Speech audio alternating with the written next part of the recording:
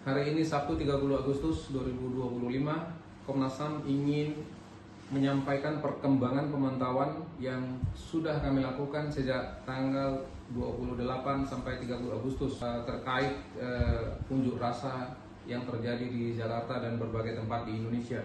Komnas HAM sudah melakukan pemantauan baik melalui media, pengumpulan fakta di lapangan, dan juga permintaan keterangan dan mewawancarai berbagai pihak yang antara lain pihak kepolisian dan juga pihak keluarga korban dan berbagai pihak lainnya yang berada di berbagai tempat di Jakarta.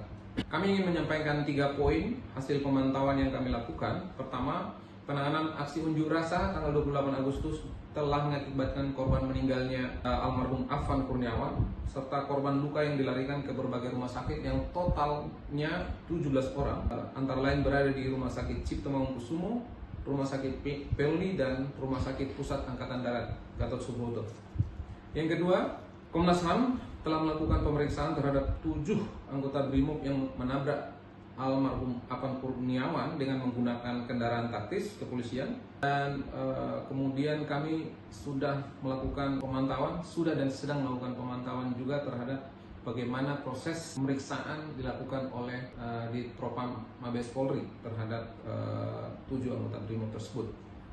Ketiga, telah terjadi unjuk rasa di berbagai titik di Jakarta dan berbagai daerah dan kota di Indonesia pada tanggal 29 Agustus 2025, dan Komnas HAM secara umum ingin menyampaikan kita menemukan bahwa penyampaian pendapat di muka umum dilakukan berbagai elemen masyarakat seperti mahasiswa, pengemudi ojek online, dan pekerja kantoran.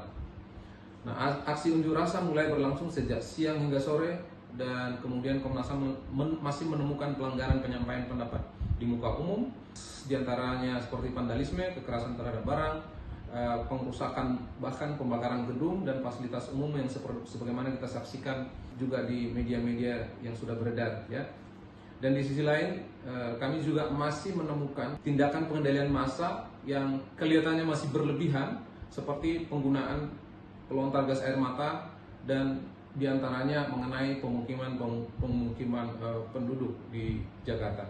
Itu temuan kami, dan kami ingin menyampaikan langkah ke depan. Ada terkait dengan yang saya sampaikan tadi, ada 5 langkah ke depan yang sedang kami siapkan.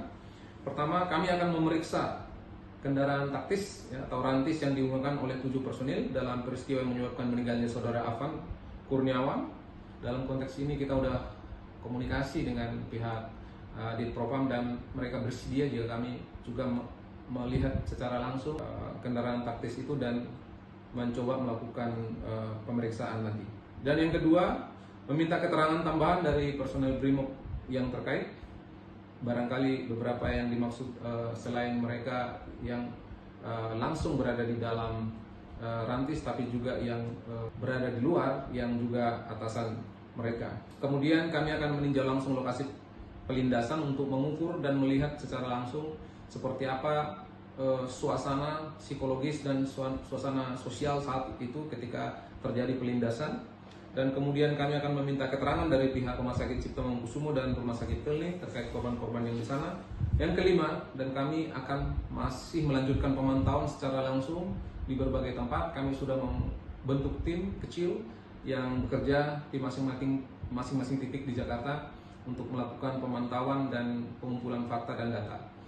Demikian, dan kami ingin menutup bahwa Komnas HAM menegaskan akan terus melakukan pemantauan untuk memastikan penghormatan, pelindungan, dan pemenuhan hak asasi manusia tetap menjadi acuan semua pihak, utamanya aparat penegak hukum dan juga tentunya peserta aksi unjuk rasa.